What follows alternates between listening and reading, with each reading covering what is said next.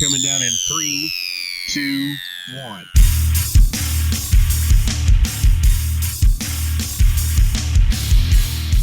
Denton, Texas, America, and the world. It's time for the Green Guys Show. I'm a big Green Guys fan. A full hour of all things Mean Green Sports. Live from the KNTU studios on the campus of the University of North Texas. We're surrounded by North Texas. Ladies and gentlemen, it's time for the Green Guys Show. There's not much that gets me more fired up.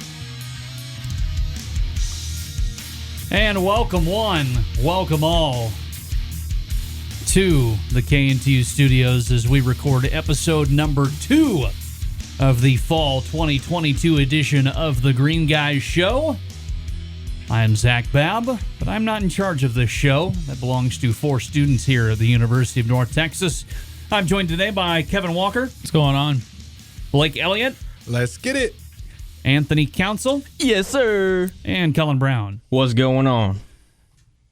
Ladies and germs, it was a great weekend if you're a North Texas football fan, as the Mean Green come away with a 31-13 win up in week 0 to start off the season. This is a series that has been just heavily North Texas favored over the past few years. In fact, North Texas has now won 5 straight in this series. Dana Dimmel, the head coach of UTEP since he was hired 5 years ago, was 0-5 against the Mean Green. But North Texas got off to kind of I wouldn't call it a sluggish start. I don't know how much of the game you guys watched, but it was kind of back and forth a little bit early.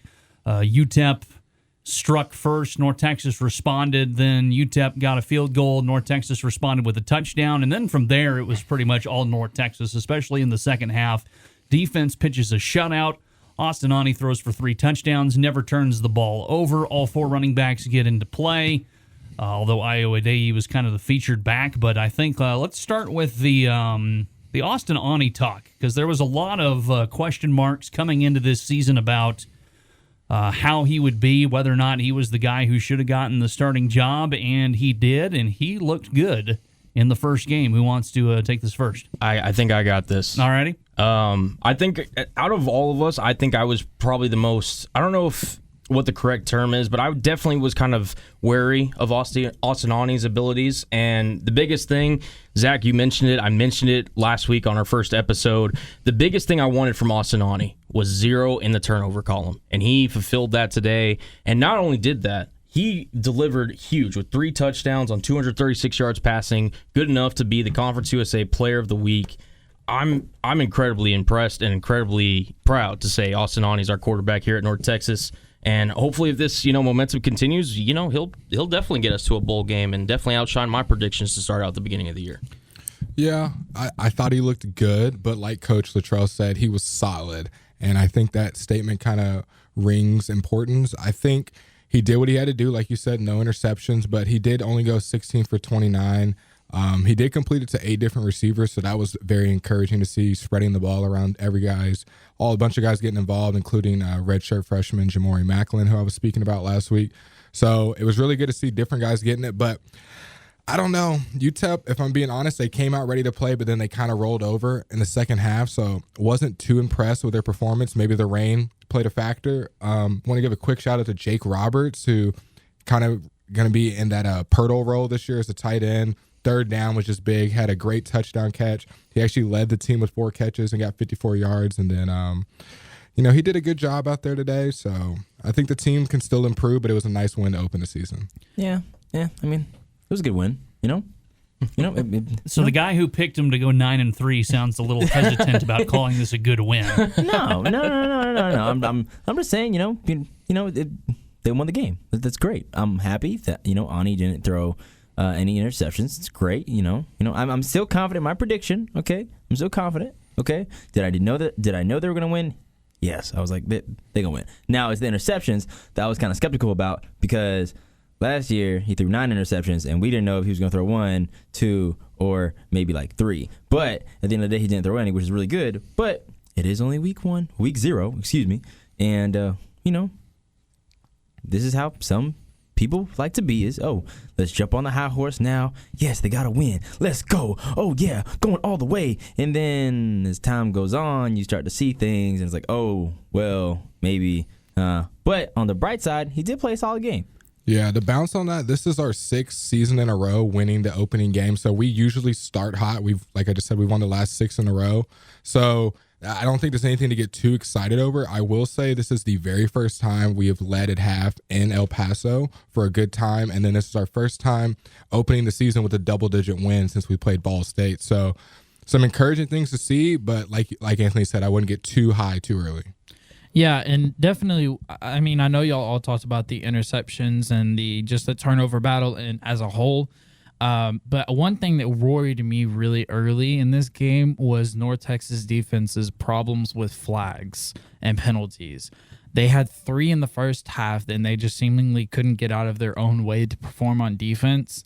And then coming out of the first half, they had none at all in the second half and allowed, you want to take a guess on how many points they allowed in the second half? They allowed absolutely nothing. So it gives you a little bit of momentum, yes, but it also gives you a little bit of faith in that new D-line to be successful.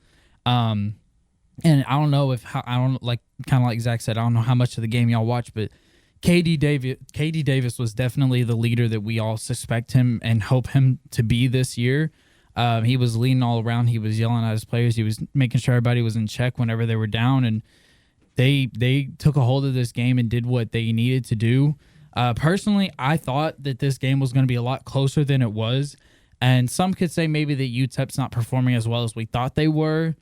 And then some could say maybe North Texas just played better than we expected them to play.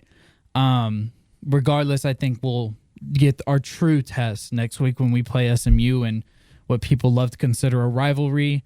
But I think overall, Ani did pretty great getting it to all his receivers, especially getting a touchdown to Tommy Bush, who missed basically a majority of last season. And just as we suspected, the running game was efficient. And, I think you take a lot of positives out of this game. Let's talk about that running game a bit because, North Texas is known right now offensively for having 4 capable running backs in there, and they used all 4 running backs. Iowa Day was the featured back at 17 carries for 80 yards. He didn't find the end zone, though. Oscar Attaway did, which is a great story, by the way, because Attaway missed all of last season with a torn ACL. So for him to come back and to score a touchdown was awesome. But what do you think of the I guess we'll start with Cullen. What do you think of the running game in this contest? 41 carries total for 163 yards and a score on the ground. I mean, it was definitely, I think, the biggest factor on offense in general for the UNT's consistent ball movement, not only in the first half, but the second half. And the fact that UNT has 4 reliable running backs that they could go to on any given day, depending on which one's maybe, having a hotter start, when the game gets going. It was a real big contributor to Austin Ani's success, and a lot of the times it would finish off with Ani, in the red zone throwing a touchdown that would kind of cap the drive, but it was the rushing game that got them all the way down there. I think this is going to have to be the way that North Texas wins a lot of their games. Ani, listen, he did a great job when the moment called for it. He delivered whenever the play called for it for a touchdown. But the North Texas rushing attack was clearly the spearhead of the offense. 163 yards, as you mentioned, Zach, on the ground for North Texas. And I'm hoping that throughout the season, throughout Conference USA competition, we'll be able to enforce that will. To me, like Kevin said, for the defensive side, the defensive lineman might be carrying the defensive side of the ball, but the offensive line also has to contribute, and I think they did a really great job against this UTEP team and allowed for us to have really great success, not only in the run game, but to set up the play action in the passing game. Yeah, I really agree with that, especially the note that you made on the offensive line, because I think coming into this game, we did have some doubts on the offensive line, and I think they kind of cleared it up. They really helped the run game, obviously. But I also want to say Austin Ani, he only had 3 rushes for 15 yards, but it seemed like when he did rush for those 15 yards, those were very important 15 yards that we needed at that time in the game. I think it's just also on top of this, this running back stack that we have in the backfield, it's also nice to know that we have a somewhat mobile quarterback to run and get the first downs when we need them. Yeah, I think the biggest thing, the reason we came away with this win was we were converting in the red zone, which we were very bad at last year. Yes. And UTEP was not doing that. They kicked 2 field goals. They kicked 3, missed one of them, converted 2. And when we were in the red zone, we had, like you said, a multitude of backs that we could give it to, whether it be Ayo or Isaiah Johnson, who had 2 touchdowns, 1 receiving, 1 catching, or 1 receiving, 1 rushing. Attaway. So there's just a bunch of guys you can give the ball to down there. And they made the best of their opportunity. And I just thought that was kind of the difference that helped us get that W yesterday or on Saturday. No, to piggyback off that point, UTEP technically outgained us yesterday, 400 to 399 yards. I mean, basically very even, but you nailed it right on the head. North Texas was able to convert their opportunities, and UTEP wasn't, and that was honestly the biggest difference of this game. Does that concern you at all that a team better than UTEP might convert some of those opportunities? Because we did see UTEP get down there. They went for it on 4th down, turned the ball over on downs inside the red zone. They had a receiver drop what would have been a wide open 60-yard touchdown pass. Yeah, right. And so there were opportunities for UTEP that they did not take advantage of. Does that concern you moving forward at all? Yeah, I mean, the biggest thing, moving forward that I'm going to hopefully look to see better from the UNT squad is, their secondary. Tyron Smith of UTEP looked like he could do whatever he wanted to. He caught the long touchdown, early in the game in the first half, and he ended up with 7 receptions for 127 yards, including a 49-yard reception at one point in the game. But yeah, UNT, I know that we mentioned the strength of the defensive line. The defensive line's not going to be able to get to the quarterback or get home every single play. Like secondary's got to step up and realize that if they're playing guys with speed, maybe give them an extra bit of cushion. Try to work out with schemes, maybe pass the guy off to the safety, have better communication, whatever it needs to be. Because if teams are able to pass all over the field like this on us, when we play a better quarterback and a better offensive skilled system such as SMU next week, it's going to be a really big problem for us if we look to win some of these games.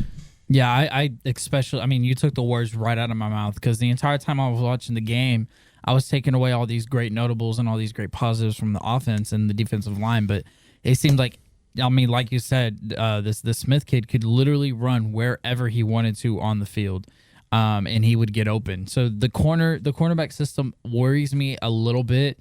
Kind of like as Zach mentioned before, that was a wide open touchdown if the ball was placed exactly where it needed to be.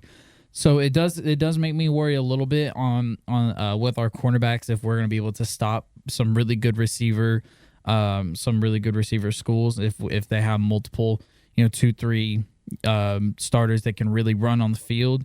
But we just gotta hope that the defense gets better over time and that D-line can get to the quarterback and pressure him before he can get the ball off. I think my biggest thing is that I hope that Ani, like Cullen said in the beginning, has the momentum push that he needs, because he's facing SMU defense this upcoming week, which could change a lot of things. And I'm not calling it a prediction, but look, them SMU cornerbacks are built different a little bit on the other side of the water. But like Cullen said about the rushing game, all the running backs ate like Zeke. They were eating it up. They were running the ball up and down the field. Every single one had double figures in yardage, which is phenomenal. And I think that if like for example for this week, if Ani's not able to get the ball off, I think you just give it to the run game and let them go to work, because they for sure showed it this past week. Nominees or opinions on player of the game for this UTEP North Texas battle? I think this could go a lot of different ways depending on how you want to look at it. I guess you could kind of be basic and give it to the quarterback and say Ani was the player of the game. But, I think you got to find somebody that was really, really impactful on that defense to stop all those drives that UTEP was having. Because, they weren't so successful in the red zone, but they weren't successful in the red zone for a reason. They weren't just, killing themselves every drive. So I think you got to find somebody on defense to give that to. And I think that, kind of as I mentioned before, Katie Davis running around being the leader on the field, I think you got to give that to him. Yeah, let's give it to Coach Bennett. Can we do that? Can we give it to a coach? You want to just give it to the whole defense? Defense. Oh, I mean, absolutely. I like balled that. out. I like that. Because they had some early adversity. They were scoreless in the first. UTEP was driving again. They scored. And then UNT gets the ball back with about 40 seconds in the second quarter and fumbles, as we saw Ani fumble like on his own 10-yard line. And that could have been disaster. Last year's team the defense is probably folding right there. But guys like KD Davis and Gaddy were able to stop, get some pass breakups, get some tackles in the backfield, and hold them to a field goal. And I think that's really what turned the game around. When you get like something like that going into half where your team could have fallen down and they hold strong and they kind of bend, don't break kind of emphasis, then I think that's really what promotes your team to play hard in the second half. And they did. Yeah, I mean, so I know we're technically not allowed to give it to more than one person, but I'm going to go back to what I said earlier. I think the offensive line, the way they were able to control the line of scrimmage, block correctly for the RPOs, not necessarily kill themselves too much, and then also, was able to block enough for Ani to be able to get the ball out. I think they deserve, players of the game, if you want to call it that, for a unit, but I thought they were the biggest part, and there was something that my biggest takeaway from the game was I feel more confident in our offensive line than I did going into that game for sure. Yeah, I definitely agree with that, and that's kind of my pick too. The offensive line was elite this past weekend. Just giving the defensive line just like work, really just putting it to work and practicing what they've been practicing. Just in practice, I know I've said practice like probably 5 times. But Talk about practice, man. I know. It's crazy. But it's working for the offensive line because Ani, I don't even think he got sacked once, right? I don't think he got sacked at all. I really don't think he got sacked at all. No sacks for UTEP. Yeah, he didn't get sacked once, and he was able to throw 3 fantastic touchdowns, and you just got to give it to him. You just got to give it to the big guys up front.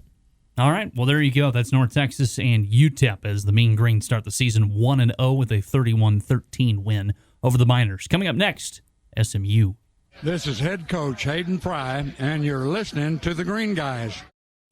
On to the next opponent in the Mean Green schedule, SMU. Hated SMU, the Safeway Bowl rivalry that has been pretty one-sided over the years, unfortunately. Sans for a period between 1990 and 2014 where North Texas won 3 of 5 games, but they've only won 1 of the last 7 that have been played in this matchup. Since the reboot of the series in 2014, North Texas is 2-6 against SMU. Their last win came at Apogee Stadium in 2018, 46-23. Since then, SMU has rattled off 3 straight wins, and they haven't even been particularly close. 2019 was a 49-27 SMU win, then 65-35 in the COVID-shortened 2020 season, and then 35-12 last year at Ford Stadium in Dallas. But it's a new season, 2022. This Saturday, SMU comes up 35E to play North Texas at Apogee Stadium, and they have a new head coach in Rhett Lashley as Sonny Dykes took the TCU job. So a lot new about SMU, but a lot of it is the same as well. Let's start with Blake here. What are you looking at for these Mustangs coming into town? Yeah, so the Mustangs are definitely going to be coming, looking to take care of business like usual. They are 10.5 favorites. They do have a new coach in Rhett Lashley, who's going to be a first-time head coach. So he was the offensive coordinator a couple years ago, so expect like a heavy passing attack. Last year, SMU outscored their opponents 128-64 in the fourth quarter last year. So definitely they start early and finish well. They also did allow 415 yards and 28 points per game. They were decent against the run, but absolutely abysmal against the pass. Every single opponent they played had over 200 yards passing, except for Navy, which is, I don't know if they still have a football team. Their front 3 should be the standouts of this team. When they did lose Danny Gray, Reggie Roberson, and Grant, their tight end. So 3 of their top 4 targets are gone. But they still do have Rasheed Rice, who is a senior receiver, who was an honorable mention for the All-American Athletic Conference receiver. So I think he's going to break out. He's going to be that number 1 guy that they're going towards. Some other guys to look out for, Elijah Chapman, their senior at DN. He's the second-team All-American. And then obviously we all know about Tanner Mordecai. He's going to do what he's going to do. 68% passing last year, 39 touchdowns, 12 interceptions. And then we were just speaking about in the break, Trey Sigger is going to be hopefully the lead back, as we do know him as a Mean Green, but he's gone over there, so we don't even know who he is anymore. But now they do have freshman Kamar Wheaton, who is already going to be competing for touches in the backfield. He was a 5-star from Alabama last year, so I don't know if Trey's going to have the job locked up. He'll probably get the start, but I could definitely see Kamar Wheaton getting in there. Maybe not this game, but soon this year. So it'll definitely be a tough opponent, but I think we'll be ready. Yeah, I think you nailed it right on the head, Blake. The main person that we got to look out for is Tanner Mordecai. I said it in our whenever we were doing our preseason, breakdown of all the games and everything. This might be the best quarterback that North Texas faces this entire season. The former Oklahoma quarterback, as you mentioned, you ran down the stat lines.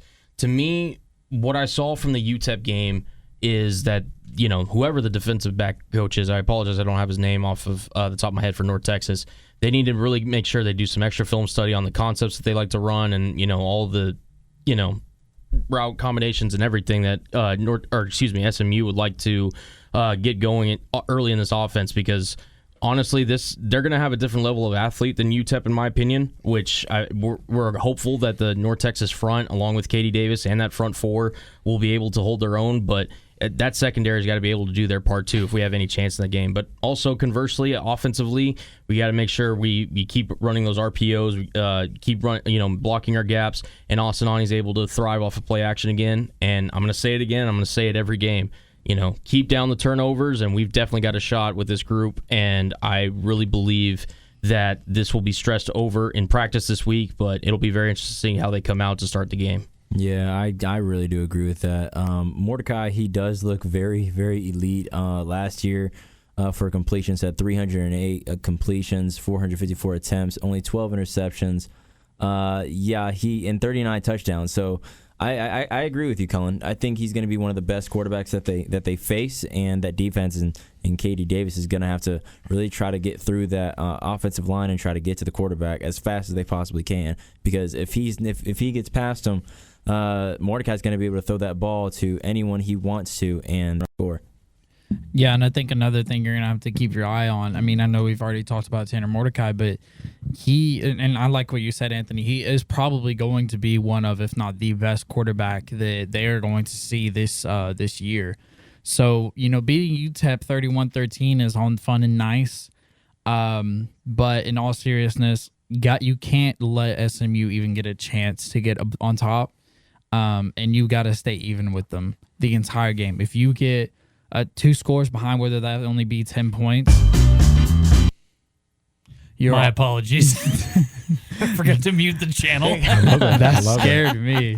Anyway, sorry. Just making sure you're awake over there, America. Producer fault. Sorry. Making sure you're up. Yeah, Anyway. if they don't get to him, then they're going to be playing music throughout the whole stadium. Yeah. But no, seriously, it was fun and nice beating UTEP, but if you could beat SMU and hang with them, in order to do that, you're gonna have to stick with them. You can't let them I cannot stress this enough. Cannot let them get too far ahead, or you cannot catch back up. They're going to be efficient every drive. Their mistakes are going to be minimal, so you have to keep your mistakes minimal as well. Having 6 penalties last game cannot fly in this game. That's coming up, because Tanner Mordecai will dot you up all over the field. And the defense can and will get you turned over in 3 downs.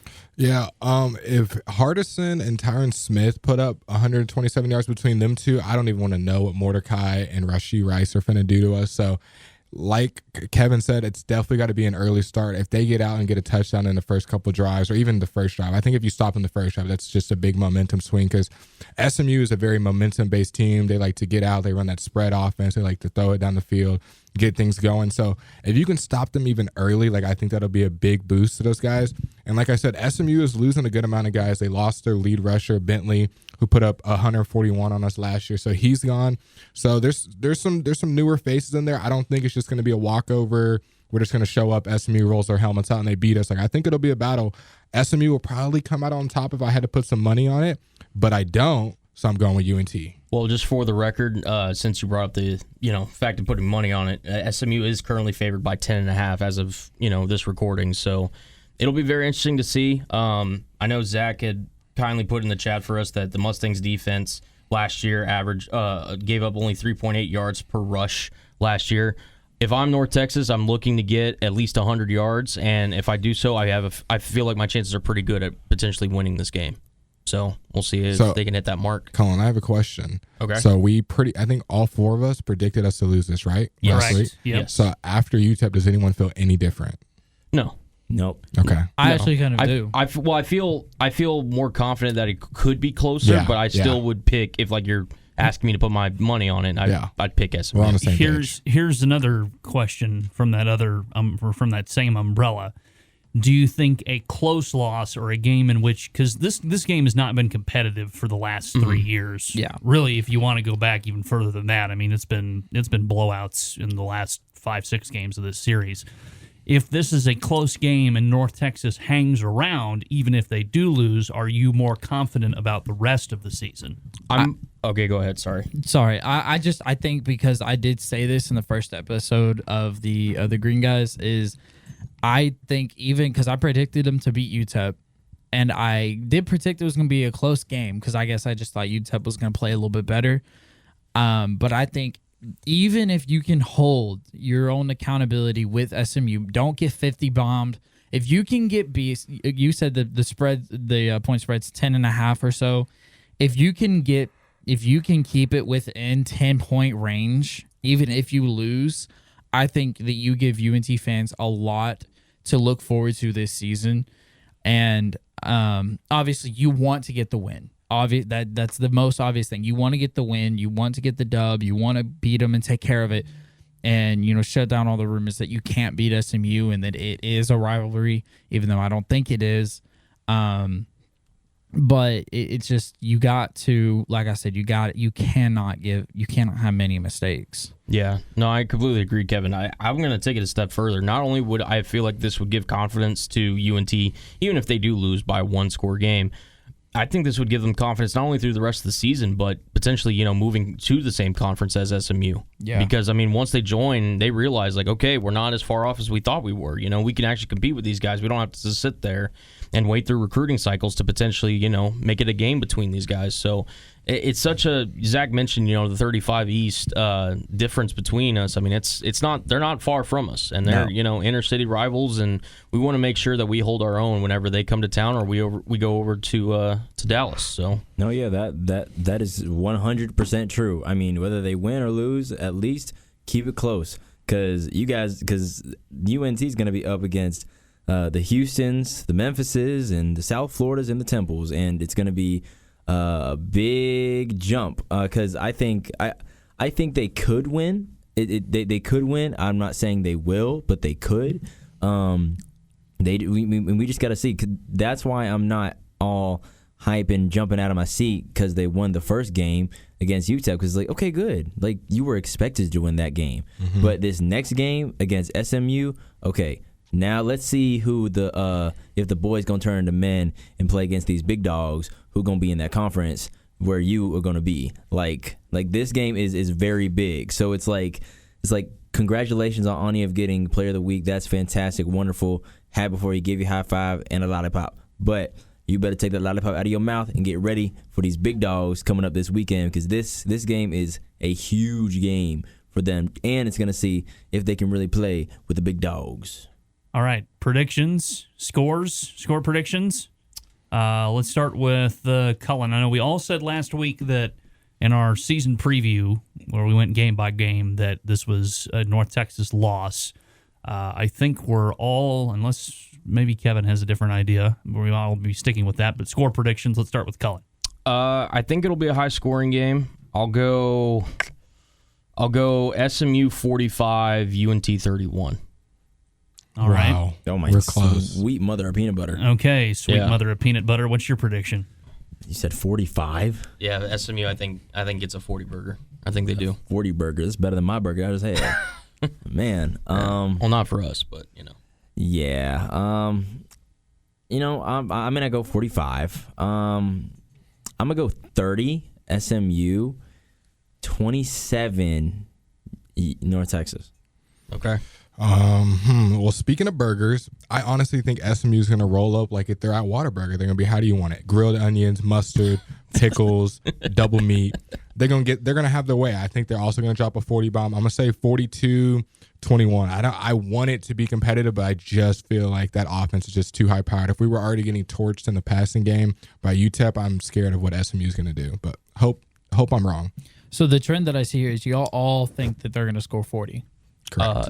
Except for Anthony. Except for Anthony. Right. Okay. He's the optimist of this show. This Yeah, 93. that is Yes. very clear. I don't think they'll win.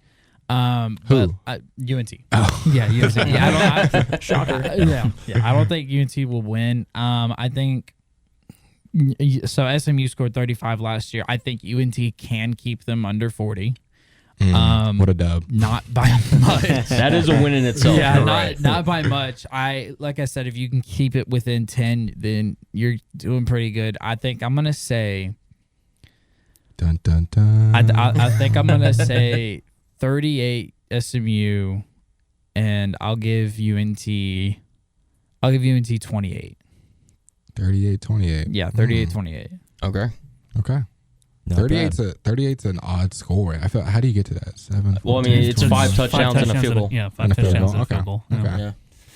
All right. Well, there you go. There's your predictions for North Texas SMU as the Hated Ponies make their way into Denton this weekend. Coming up, volleyball and soccer talk.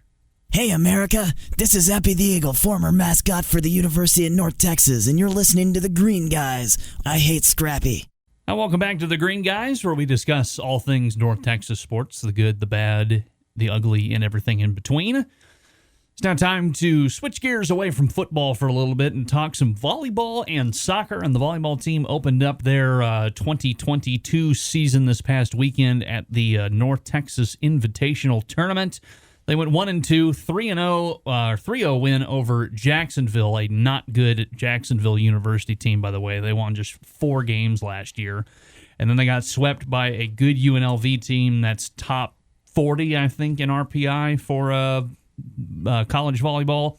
And then they almost reverse swept UTRGV. They lost the first 2 sets, won the next 2, and then lost the 5th set 15-10. The Christy Porter era is officially underway in Denton, and so far 1-2, 2-game losing streak technically, though it all happened in the span of a few hours because that's how these tournaments roll. I should know. I was their SID last year. But how are we feeling about volleyball early on? Let's start with Cullen. Yeah, so I think you nailed it right on the head that, Christy Porter was huge for her to get her first win for the Mean Green with that win against Jacksonville University. The main thing that I said on the last podcast that I wanted to see from this UNT volleyball group was the fact that I wanted them to show competitive fight. And there's going to be, matches like you mentioned where UNT is just going to be outmatched. And this is the first year of a program. I mean, you're not expecting too much. And you're going to have those games out there. And it has to be within expectation, right? But whenever you get a game such as the UT Rio Grande Valley contest that, ultimately they lost 3-2, they showed the fight. I mean, you said it first. They were up 2-0. They came back in the next 2 sets and then ultimately fell in the 5th set to unfortunately lose that matchup. But the fact that they were able to show grit, the fact that they were able to show that they're willing to compete in everything was the biggest takeaway, in my opinion, from this past 3 games of UNT volleyball. Triana Rush led the way for UNT with 17 kills, 6 blocks, and .233 hitting percentage. And there was 3 other Mean Green players finished double figures in kills. Truly Levy, Aaron Johnson, and Shadiman Holly with 11. I think that again, it's going to be very interesting. There's going to be some bumps. There's going to be some highs and lows, some mountains and valleys and everything. But overall, I'm very impressed with how Mean Green has played so far. Granted, the record doesn't necessarily show it, but if they continue this fight throughout the consistency of the year, no matter how many losses do stack up, I think it's going to build the core foundation for a potential winning program that we hope to see for many years to come. And that's what I'm going to hopefully take away from this. I'm trying to be the optimist here with the UNT volleyball program. All righty. So be the optimist for sure. But by looking at this game, looking at this game, especially being someone who covered volleyball at TWU, and doing play-by-play for it. Looking at the score for the matchup against UTRGV, you go 25-20. That's great for the first set, but the second set, it's 25-15. Where were you for the second set? You clearly did not show up. I'm sorry, because it just doesn't make sense that for the second set, you only you only get 15 points. Like that. That kind of shocks me. And then they wake up in the third set, go 28-30, which is good because they win that set. And then it's the fourth one, 23-25, which is good. And then the fifth set, I just think they were kind of gassed. But my biggest thing is that you have to start out strong. Like, I get it. It's 25-20. I get that. But, like, in the second set, if you lose the first one, okay, that means you got to come out there and you got to punch him in the nose in the second set. Wow. I'm just being honest. I'm just being honest. I'm not Giannis, but I'm just being honest right here. Okay. I'm just being honest. Thank you. But but there's nothing wrong with the season right now. It's just that they have to start out very strong. Because if you come out strong, that means you gain the advantage. You have. And you don't know fully, but you kind of know how they play. You kind of know the system. You kind of know who's going to be on the front line, who's going to be on the back line, who's going to be the one to really go down and dig up the ball very efficiently. Because there's usually one or two people who are very good at digs and very good at assisting. That are better than the rest of the team, and when you win that first set, you kind of get a feel of who they are when you play. I'm sorry, Cullen. I know this was kind of yours, but I just had to put that in there after I was looking at it. No, to your credit, Anthony, the one game that they won the first set, and the two that they lost, they did not win the first set. Exactly. So I mean, it's a fair criticism. Ultimately, like I said, it's a first year head coach, obviously not the first ever, but the first year at UNT. She's trying to build her culture here. She's trying to figure out her team, see how they play against certain levels of competition, and I think there's going to be some growing pains there. But ultimately, you're right. You need to really focus on getting out to that first start, so that way you're not on the back foot, trying to play catch up the entire time. And it's a silver lining is what I'm looking for out of this, because we again, listen, we acknowledge the losses, they happened, but we're gonna move on. We're gonna learn from them, and we're gonna try to correct them. So, but that was a really good point by you, because I think that was really well thought out. So. They'll have a chance to learn and correct tomorrow. Well, tomorrow as of this recording. We're recording on a Monday night. So they face Stephen F. Austin in Nacogdoches, 6:30 start time Tuesday, and then they head back to the Metroplex, not for any home games, but they play a tournament at UT Arlington this coming weekend there. So volleyball just getting their season underway. Again, they sit at 1-2 right now after beating Jacksonville and falling to UNLV and UTRGV. Now let's shift gears and talk some soccer. They are still undefeated. Are you surprised? You shouldn't be. Welcome to John Hedlund's program. 4-1 win over Houston Baptist back on August 26th, and then they follow that up with a 4-0 shutout over Stephen F. Austin on the road in Nacogdoches. No more cat tricks. At least not in these two games, but she did get another goal. 4-0 start. Is anyone surprised, or are we're just a soccer school? Yeah, we're a soccer school. I'm going to stand up. I'm getting excited. I've been waiting for this all day, honestly, guys. So we started 4-0, guys, and that also happens to be the score of half of the games. We've shut them out 4-0 half of the games. We are 17-2 in scoring so far. We've allowed 2 goals the entire season. And because of that, Kat Burnell, who had 3 goals in that opening week, and Danny Jacobson, who only allowed 1 goal, both got Conference USA Player of the Week, which are some great honors to get. And then on the same day, we earned the number 4 ranking in the coaches poll for our team. John Hedlund earns his 375th win. Only 19 other D1 coaches in soccer have amassed that. So I think we are a soccer school. And as you said, we've won our first 4 matches. And all 4 of those matches, we've also scored 4+ goals.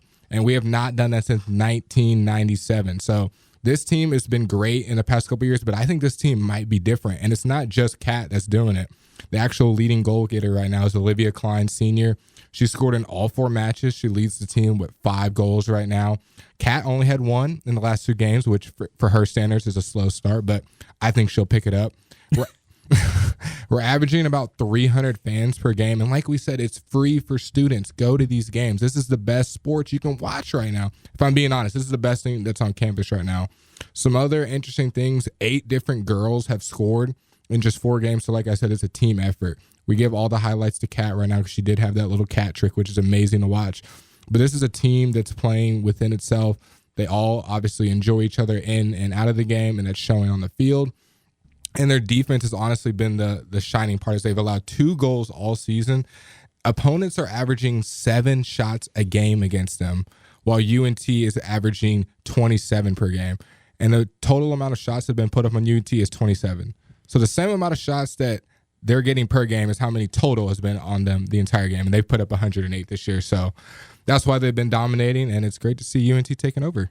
Yeah, and kind of speaking on what you said about soccer being the best thing you can see on campus right now, we're gonna take on Oklahoma at home this Thursday, and then a few days after that, we're gonna be taking on SMU and Texas Tech. I mean, these are matchups that if they win, we're looking at pretty high rankings pretty soon here. Be there. Does it surprise any of y'all that they, for the first time, at least in my memory, did not get a single first place vote in the media poll? Because we're in. That's fine, man. Like we said, we like being the underdog. We're an underdog story. I just read off all those stats. Who do you think should be number 1? Do we care about the coaches poll or the green guys' opinion? I'm telling you right now, if they can beat Oklahoma, SMU, Texas Tech, and a few others that are outside of their conference, if they play any others outside of their conference, I got Texas State as well. Texas State, okay, yeah. If you can take care of them and then just kind of like just slowly but surely take care of Conference USA because you're just way better than apparently everybody, they will have to eventually. They're gonna have to let you in. Eventually, and hopefully. Give us some respect, man. Soccer 4-0. They keep winning, and they're winning by comfortable margins in every game. Again, 5-1, 4-0, 4-1, 4-0. It's, like any time, it's a good time to be a UNT soccer fan. Coming up next, the Pony Express. Hi, I'm Vern Lundquist. I do a little bit of work for CBS Sports, and I'm just inviting all of you guys to listen to the Green Guys, and they'll talk about the Mean Green. And I know Joe Green. Time for the last segment of episode 2 of the fall 2022 edition of the Green Guys, where we have a little fun and learn a little something. This week's game show is called The Pony Express. SMU trivia. How well do you know your SMU Mustangs and the lore and history that surrounds the hilltop in Dallas, Texas? I know that Green Studio is going to take the dub. I kind of want to lose this. Why? Because I don't want to know anything about SMU. They suck. Well, if the more we know, then the more we could expose them. Yes. Now you're on to something. We can be the offensive coordinator. Yeah, the Yellow Studio won last week by a score of 5-2. We'll have to remember that. Rigged. So I think they had their laptops open. So it's 5-2. It's 1-0. 5-2. Yeah, 5-2 was the score last week. It's 1-0 this semester. Yellow Studio winning. All right, there we go. SMU's first football game was played against what school in 1915? Was it TCU, the first game of the Iron Skillet rivalry? Was it North Texas in the first game of the Safeway Bowl? Or was it C, the local YMCA? There it is. Knew it was coming. Oh, God. Green Studio? It's too obvious, right? Or do we not test our luck from last Let's let you said 1915. 1915. Cullen, you were how old at that point? I think I had just hit puberty at that point, I think. I don't know. It's a little hazy back then. Both of us were a school back then, right? SMU and UNT, they were schools? Okay. Okay. Yeah, UNT was 1890. I'm wearing the shirt right now. Oh, God. 1890. Let's go. TCU? Go TCU. Let's go TCU. We're locking Green in Studio says TCU. Yellow Studio? Anthony, what are you thinking? It can't be the YMCA. That doesn't make any sense. I feel like that's too bait. Yeah. Do we start off the same, or do we go branch it out? Because I think it's either UNT or TCU. Wow. I'm going UNT. I'm just gonna. I think I'll go UNT as well. Yeah, we'll go UNT. And the Green Studio is correct. There you go. It was TCU, the first game of the now known Iron Skillet rivalry. I forgot which studio we were. I was like, did we get that? There I we was just go. standing there. Oh, All right. man. Number 2, SMU was originally not supposed to be located in Dallas. What was the original location chosen for SMU? Dumpster. Was it A, Fort nice. Fort Worth, but a planned merger between Texas Wesleyan and Southwestern to create SMU was canceled, prompting the creation of a brand new institution in Dallas? That was oddly specific. Very specific. That was a long answer. Are they Was all it- that specific? Was it B, Denton, but officials at North Texas and Texas Women's objected to having a third school in the then tiny city of Denton? See, that makes sense. See? Or was it C, Tyler, Texas, but the state official leading the campaign died of typhoid fever and his plans were abandoned? There's no way. These are the most specific Wait, can you repeat that answers last answer, please? I just want to just put some emphasis on it, please. C, Tyler, Texas, but the state official leading the campaign died of typhoid fever and his plans were abandoned. Where are you getting I these? swear if that's the What answer. the I heck? swear. Let them go first. All right, thing is- Yellow Studio, you go See, first this because time. I have trust issues from last week. Some of the answers last week make me question everything. Oh, That yeah. makes sense. That's the point. I Yes. swear, if it's C, bro, I'm just. I don't know. what are you I'm thinking, Cullen? speechless. What do you think of C Money? I don't know. Weirdly, the long answer of Fort Worth, it's like staring at me in the face. Oh, hey. But the thing is, you went last time. Yeah. We're gonna go with my answer. I think we'll go with Fort Worth this time. Right? Right. They say Fort Worth, Green Studio. You think it's C? No way. There's no There's no way. way? No way? Okay. I'm willing to just. If they don't choose C, I'm willing to go. They went A, right? Yes, yeah, we they went said A. A, Fort So you want to Worth. go B? I'm willing to go B. Okay. Denton, but officials at North Texas and Texas Women's objected to a third school in the then small city. I think it's B, and if it's C, then I'll be fine with losing because they didn't. I Get might have to either. walk out. if Let's it's go C. B. I'm B, just gonna. Yeah. and the answer was A, Fort Worth. Okay. So Yellow Let's Studio go. gets Yes, a point for that one. sir. It's I'm, now I'm 1-1. honestly just glad it's not C. Those are some amazing answers. All right. Number 3, SMU has rarely played its home football games on campus. In fact, this is a relatively recent phenomenon. What was their primary home for most of the football team's existence? Was it A, Texas Stadium, former home of the Dallas Cowboys? Was it B, Rivershone Park, a park near the heart of downtown Dallas that once had a football field? Or C, the Cotton Bowl, which was also previous home of the Dallas Cowboys? All right, so Green goes first. Yeah, Green this time, goes right? first this time. Okay. What are you thinking? So you shook your head at A. I did. I wasn't feeling You were not feeling Texas it? Stadium. Are you feeling that? If you're feeling, I'm not really feeling confident about any of them. So if you think it's A, we can go A. I don't really have a. He has no faith in any of them. Yeah. None. I mean, Cullen could have constructed either of them. So Yeah. You want, I'm not giving away Do you any like secrets. okay, so A was Texas Stadium, A C was- was Cotton Bowl. What was B again? Rivershone Park. A? B sounds like the obvious answer because it's not random. I think It's they'll go B. Let's go A. Okay, we're locking in A. Texas Stadium. Yellow Studio. Huh. See, now that puts us a little bit of a quandary because now we're sitting here like. Again, you can pick the same answers. It is true. It is true. That Perry But I don't know how Particles? much I trust their answer. I don't know. Yeah, I don't know. What are you thinking, Anthony? I don't know. Is he thinking? Maybe. I don't know. You said I don't know a lot. Can you? I did. What do you know? Exactly. It does sound like Cullen is definitely leading that Yeah. squad. all right. Alright. We're getting 2v1 right now. We're trying to get y'all bickering. I know- think. Go ahead. What was A again? It was Texas Texas Stadium. Stadium. Yeah, and then B was the park, and then C. A Cotton Bowl. C was Cotton Bowl. Cotton Ball sounds Both pretty A good. and C. Both A and C. The Cowboys played in. I don't. Like, do you think they would play in the Cotton Bowl though? I think no. I don't think it's the Cotton Bowl. I think it's either A or B, but I'm leaning towards B. Do it. And it was gosh, sheesh, sweet mother of pearl. Okay, It's a new one. I'm gonna go with A. Texas Stadium. So both of y'all say A, Texas Stadium, and both of y'all are wrong. Let's go. It was the Cotton Bowl. Okay. So SMU Okay. has played the majority of their existence at the Cotton Bowl, affectionately known as the house that Doak Walker built, an Yeah. SMU running back from the 40s. Okay. That Why makes didn't you sense. include that piece of information in the question? Because that would have given it away. That's why I'm asking. Would have totally given it away. All Who right. That is. Yeah. Fair enough. Fair enough. Number 4, in an effort to schedule home games against local opponents in 1918, SMU played whom on their schedule that year? Was it A, the local International Order of Oddfellows Secret Society? The what? Can we get an acronym?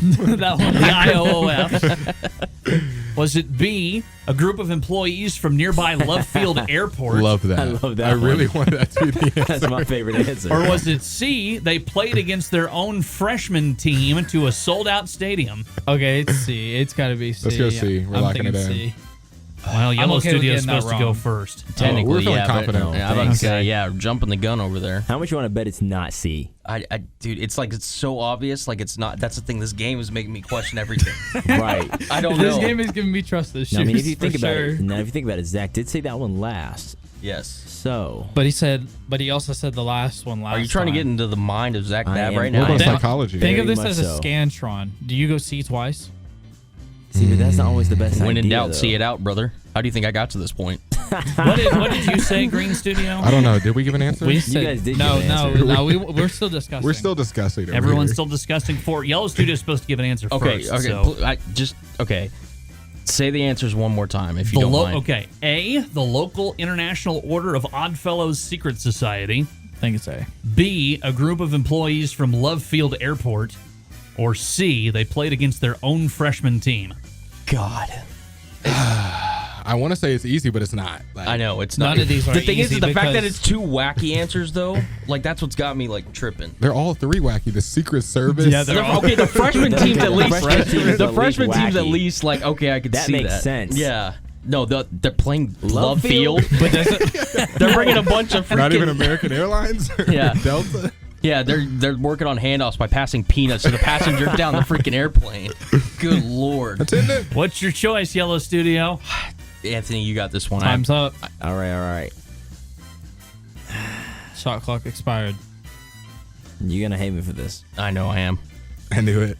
I'm just gonna go with A. Oh my god. The International Order of Oddfellows? I kind of am. like we're going. that. We're going C, right? C? Let's just do C. C. C, they played against their own freshman team. Y'all are both wrong. Oh, it my was God. the group of employees It from was the Love Field freaking- Airport. Bro, pull They up were footage. passing the peanuts. Pull up the footage. I'm We need so to see mad. this. Yeah, They I were didn't take a handing off the choice. peanuts. Oh so my mad. god. Where's the article on this So situation? four questions in, the I am score so is mad. still 1-1. Oh my 'Cause we can't goodness. guess. Ironically, this is better than it was for us last time. So Alrighty, here we go. All right. Number 5. Oh my keep it gosh. going. SMU has its fair share of traditions. Which of these is an SMU tradition?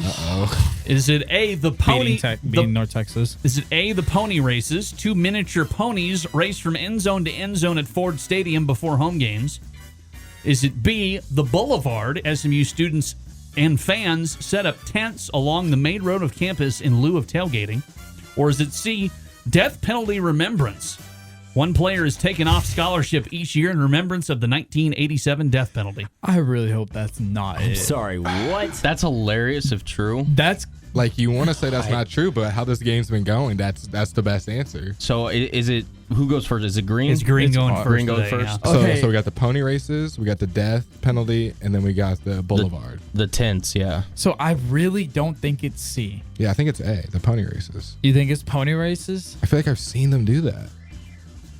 Or are you I feeling mean, the if you boulevard think tent? if you think you've seen them do it, then we can roll with that. I'm not super confident. If you like B, we can go B. I'm like 40%. Colin, did you go to last year's SMU home game? I do have a buddy that graduated from SMU. I don't So think you that's probably what he know asked. this answer, don't you? I think I do. I think I do, and I say that I'm probably going to be wrong. But Let's feed No, his you're energy. probably definitely gonna be right. Tell me the energy you're getting over there, Blake. I'm getting C. the hand pressed up against the window, trying to. I swear. Why are bro. y'all peeking in our window? How can you see that? Okay, so we. It's a see-through window, my guy. I just Yeah, saw bro. your hand. Aren't What all do you mean? windows see-through? Kevin's giving me the death stare over here. I'm surprised you haven't standing up too, Blake. All right. Okay, Green Studio, we gotta get your answer. All right, so not C. Just flip a coin for A or B. Okay, I like both. Okay, let's do it. He's actually getting out a coin. No, The I'm not. coin is out. All right, heads A, B, tails. Hey Siri. You asked. What a Live Siri. How you Hey, not got Siri. a coin? Such a millennial. Doesn't Bro, even have a what is point. Literally. Okay, Need let's an just do answer. it. Pony A? races, Boulevard, or death penalty remembrance? We're locking in A. Pony races. All right, Yellow Studio. Can't believe Siri just crapped out on me like that. Okay, so Anthony's got something he wants to say. I think. Okay, which one sounds the most ridiculous? C. See? Okay, well, I'm gonna go with the one that's kind of not as ridiculous. Am I allowed to pick an answer, or You can. I'll block this out. You're on a team. I mean, Cullen, you had been answering. Yeah, let's hear an that's true. Anthony answer. okay? Do you want to go? I think if you Cullen- want to pick C, you can, but I don't think that's the right answer. I don't think it is either. What great framing. We're working I think you have to pick together. it. Teamwork makes the C dream sounds work. good. For the record, I think it's B, but what do you want to go? Wait, what was B again? The Boulevard. SMU students and fans set up tents along the main road of campus in lieu of tailgating. You know what? That reminds me of another school, and I'm going with that one. So we'll go B. And you're correct. It is Dang B. it. I The freaking knew Boulevard. it. Oh my We goodness. should have gone B. Yellow Studio takes a 2-1 lead. That's all right. Sorry. okay. Sorry. On sorry, to number sorry. 6. gotta lock in. SMU's football program is famous for the 1987 death penalty that eliminated the program for 2 years for paying players. What is the legal name on the NCAA books of the death penalty? Because it's not called the death penalty when you actually open up an NCAA rule book. I kind of hope not. Is it called A, the repeat violator rule? Is it B, the program elimination initiative? Or is it C, the Fair Play Act? Okay, who answers first? Yellow. Right? Okay. So yeah, we're okay. So it's the Fair Play Act, the initiative, and what was the first one? Repeat violator rule. Repeat violator rule. Anthony, what are you thinking? Repeat violator rule. I don't think it's that one. I think it's either B or C. I think. What was B and C again? I'm sorry. B was the Program Elimination Initiative, and C is the Fair Play Act. I think it's fair play. Yeah, that just. I think fair play sounds right. Yeah, me too. Okay, we're gonna go fair play. All right. Okay, so out of Green all Studio. of those, you have to think of it. NCAA is all about coming up with things that can either be abbreviated or shortened down. So, Fair Play Act would be FPA. What was the others? Program Elimination Initiative. Program Elimination PEI. Initiative. PEI. Or Repeat Violator Rule. Repeat Violator Rule. That's a lot of. Yeah, that's a lot. I just don't see a Repeat Violator Rule. So we got Fair Play, which is what they chose, or I'm sorry, what was that one more time? Program Elimination Program Initiative. Elimination. I like either. I like either two. The only thing is we're down by one. So do we want to potentially tie with them, or do we want to try to take the lead if we're right, or try to get tied with them if we're right? I say we're still early. If we lose this, we might be out. You're So only we- down by 1. It's 2-1. Yeah. So it's up to you. Just whatever one you're This feeling has more. been a terrible game for both of y'all. Yeah. Yeah, this hasn't been great. No, it Okay. is not. Just Let's- close your eyes and whatever one you're feeling more, just shout it out. Don't flip a coin, please. Let's go with Great answer. let's go with program elimination. Lock it in. The program elimination one. Whatever Lock it that in. one was. And you're both wrong. It was the Repeat Violator Rule. Well, I'm glad we Wow. got the death penalty Okay. then. If you get caught twice within a 5-year period of heavily breaking NCAA rules, you get the death penalty. It's so ironic how things are now compared to. All right. It's You tough. better get this next one. Oh, wait. That wait a- does not Don't make say me that. feel good. Damn. There Don't are say that. 3 And off the wall. 1825. SMU has had a Heisman Trophy winner. Oh yeah. Who is it? There we go. Uh-oh. Is it A, Emmanuel Sanders? Okay. Okay. Is it B, Matty Bell? Or is it C, Doak Walker? Yellow, you're first. Actually, it's us. Oh yeah. So go Oh, ahead. sorry, It is Green, them. go first. I know the answer, by the way. It's C, Trust yeah. Cullen didn't know this. It's not B. I don't even know. I hope it's not B. Well, I mean, we were just talking about it earlier. The stadium was Yeah. literally named that. We're going It's with got to him. be Doak Walker. We're going right? to C, Doak Okay, Walker. they say C. What do you say? I'm going with Doak Walker as well. Okay, then And it's you're both right. correct. Okay, Yep. good. That's why I said you better get that one. Because If the fossil says it says it's true, then it's and true. I inadvertently gave it away in an earlier question because I said The Like, Cotton Bowl is the house that Doak we built. just listen. Yeah. We just We're listen. just good listeners. Alrighty. Comprehensive Well, learners. congratulations. It's 3-2 Yellow Studio right now with 3 questions remaining. Okay. Here we go. Pressure's on. SMU has a live mascot, a pony named Peruna. Oh, lovely. Peruna is the only mascot to do what? Is it A, score a touchdown in an actual college football game, a publicity stunt against North Texas in 1935? Is it B, kill another mascot as it trampled the Fordham Ram to death during a game? I don't know why I laughed at that. That was so wrong. Or is it C, visited the White House as it accompanied Doak Walker during his Heisman visit in 1948? Yeah, Anthony, Peter's going to be calling you pretty soon. Can we just process the name Peruna for a second? How do you What's spell the it? origin How of do you that? spell it? Peruna. Okay, it's not how I thought. I'm about to say, I don't even know what origin that would be from. Like, what kind of name even is that? Peruna the pony or Peruna the pony. Yep. Okay. They're on their 9th one, by the way. That's interesting. Okay. Is that a little bit of a hint? They're on their 9th pony? That's not a hint because that has nothing to do with any of the answers. I'm about to I say, just this is gave. this is question 8, correct? Yeah, question 8. Okay.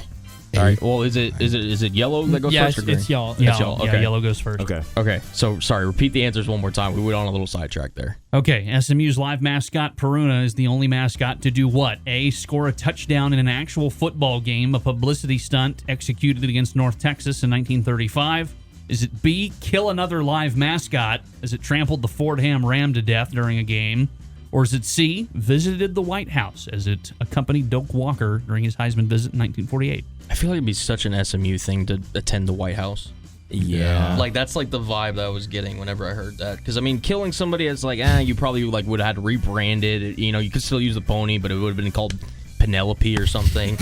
I like that. Is that worse or better though? It's SMU, so it's not good either way. But Yeah. Good. There you go. There you go. But I think the White House sounds correct. What was the first one again? I'm sorry. Score a touchdown in an actual college football game, a publicity stunt they pulled off against North Texas in 1935. There's no way there's only one mascot that scored a touchdown. So I think it's C. Visited the White House. Okay. All right. Wait, Now- hold on. Hold on, Anthony. Hold on. Anthony wants to confer. Sorry. Hold on. I didn't lock it in, I guess. So the White House, the Trampling of a. The death of the Fordham Ram Yep. or scoring a touchdown. I'm gonna go with the one that I laughed at. I'm sorry. Okay, so y'all are. You're going y'all, B. Y'all They need locked to us go in. with B, They killed locked the us in. Fordham Ram. That Okay. horse killed a Okay, ram. so I White feel House like it. is, like you said, the best answer. Okay, no, but here's one thing. You did kind of give it away. You said there's been 9. Yeah. There's no way there's been 9 ponies since 1935. Yeah. So A's off the table. Yeah. White House is a possibility. Do Heisman's visit the White House though? Maybe, what year was this? 1948. Maybe in 1948. But but Heisman's been around forever. I feel like that'd be a tradition. Yeah. I don't remember Heisman's visiting White Houses. There we go. Now you're thinking. So that leaves the trampling. But I don't want to go with their answer. Yeah. Why didn't you like A? Say again. Well, because he said it was in 1935. He said there's only been 9 ponies. I mean, how long do ponies last? I don't know. Don't think there's. I love watching y'all think these through. By the way, for the record, we are all in college trying to figure out this answer. How long ponies mathematically, live for? there's no way that there's been 9 lifespans of ponies since 1935 to 2022. I mean, are they? But they're probally going through a lot more than a regular pony. We're going with B. Go with B, and y'all are both correct. Okay. It killed the Fordham Ram. All right, let's go. Okay. All right. All right, so this is a close game. It is 4-3 Yellow Studio with just 2 questions left. Okay. So we have to guess different both. to All win. righty. Yeah. Well, Not necessarily. We'll just see what happens. There's ties go down in the books, by the way. Can we have a bonus question for the win? Maybe. We'll see what happens. We'll see. I didn't prepare one, but we'll see. Compared Number to last 9. week. SMU has only canceled one sport in their history, and that excludes the death penalty, by the way. Cricket. Who got the axe in 1980? Was it the baseball team, which had just one conference title in 70 years of existence? Was it B, a hockey team? It was the first D1 hockey program outside of traditional hockey market, but lack of support led to its canceling. Or was it C, fencing, which was ended after a student died in a match? Okay. I'm sorry. So are you saying, Anthony's sorry. laughing at death a lot. Sorry. I'm sorry. are you saying these sports are still not going, or they're only canceled for a season? No, they're still not. They're So they're- permanently Okay, canceled in baseball's there 1980. now. So, is it? I'm pretty sure SMU has a baseball team. I don't think they do. Green Studio's going first, by the way. Yeah, I'm about to say. I swore SMU has a baseball team. Well, we wouldn't know. We don't have one. Yeah. You said this happened in 1980? 1980. Okay, but so 7 all years the- before. All the Wow. Texas schools that I know that have collegiate baseball programs and D1 have never played SMU. I don't Okay. think they have a Let's baseball do program. it. That would be the one he wouldn't expect us to I guess. could have wanna lock sworn. in, eh? I think I've heard of something like that. We're gonna go with the baseball one. Okay. Yellow Studio. Can you say the options, please? So it's baseball. Baseball, hockey, or fencing? Because they died. Remember, you laughed at it. All right, no, I remember. I definitely chuckled. Wow. Let's Cut see. that. That's tough. I did. I'm not gonna. For your sake, I hope that's not true. Let's see.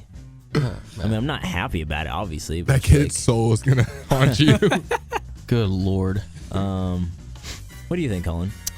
God, I don't know. I want to say they're actually, I think they might be right. Because I genuinely can't think of baseball when I think of SMU. Think about how funny fencing is. Pick C. It is funny. And apparently death. Why are you laughing at death, Kevin? Now they're That's- both laughing. See, Well, we're no, in their it's- head. no, it was We're Anthony's in their head. It was Anthony's face. Oh my God. Oh. What's your answer, They're Yellow making fun of Studio? each other. You know what? What? I think we're gonna do the same answers then. Yep. And you're both correct.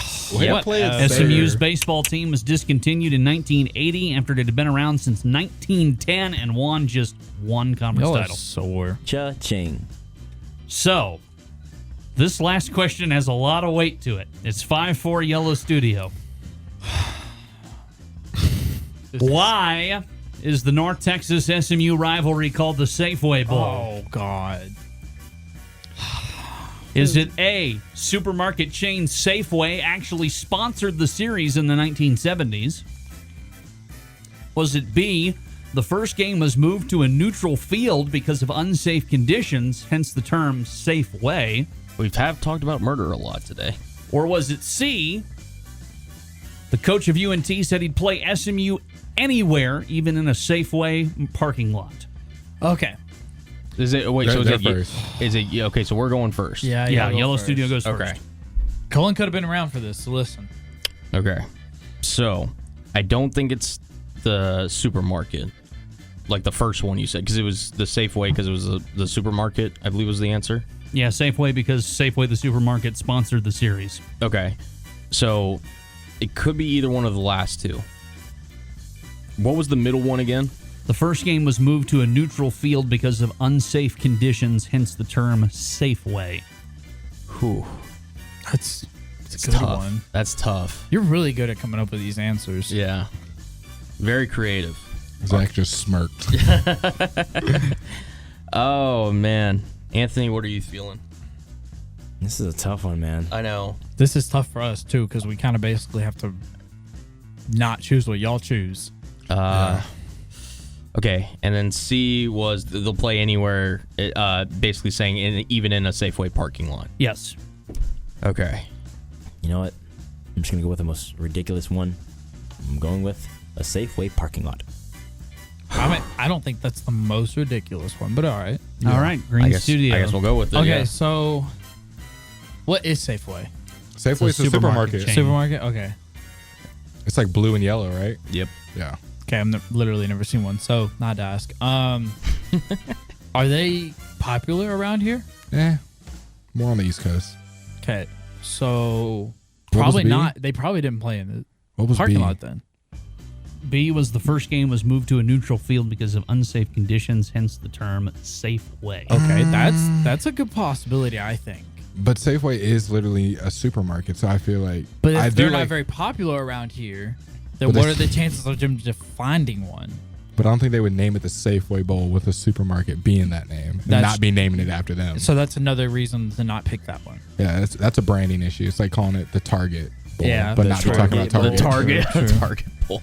The Sam's Club Bowl. But we're not Sam's talking about the store's Target. Okay, and then what was C again? C was UNT head coach said he'd play SMU anywhere, even in a Safeway parking lot. That's what they picked. And then A.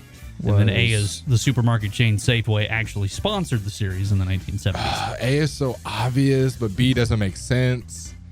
It's up to you. We have to go different. Yeah, it's either A or B. They pick C. We did. Well, I mean, even if we lose it, we did a lot better. So kind of like if UNC plays SMU, we did our best and we have a lot to look forward to. Let's go B. And you don't have confidence in B, your and answer? the answer was C. Let's go! Yes, sir. And the Yellow Studio wins for the second consecutive week on a Defeats. score of 6-4, much more respectable than last week's 5-2. A loss is a We're loss. going to take this and we're going to learn and get better. Yeah. This is only the beginning. Yeah, we're going to learn because I'm You going guys to said that cheat last and week. steal Yeah. Zach's notes before the show. I'm not losing again. Playing the same old tune. All righty, and that is Pony Express. Hope you learned a little bit about SMU this week. But that'll do it for another episode of The Green Guys, of course, where we talk about all things North Texas sports, the good, the bad, the ugly, and everything in between. North Texas and SMU on Saturday at Apogee Stadium, 6:30 p.m. start time. Hope to see you there. Hi, this is Craig Miller, North Texas intramural legend, and now talk show host at The Ticket in Dallas, and you're listening to The Green Guys, The Green Guys, The Green Guys, The Green Guys.